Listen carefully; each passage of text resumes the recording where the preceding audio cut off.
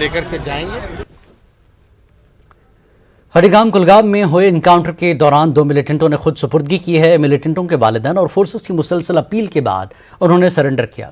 IGP Kashmir Vijay Kumar ने कहा कि अगर वालिदैन अपने बच्चों को तशद्दुद का रास्ता तर्क करने की अपील करेंगे तो आज की तरह ही कई जानों को जाया होने से बचाया जा सकता है।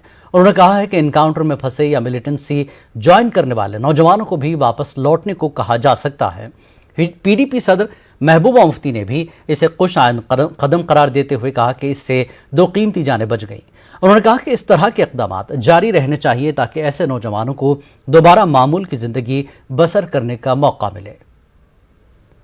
अपना हथियार डाल दे, सरेंडर कर दो, दोनों के दोनों, कुछ नहीं होगा। आपको वादा कर रहे हैं, यहाँ पे एसएसपी साहब, सीओ साहब दोनों यहीं पे हैं पीछे, आपके माँ बाप यहीं पे मौजूद हैं, आपको कुछ नहीं होगा। मम्मी तिच्या येते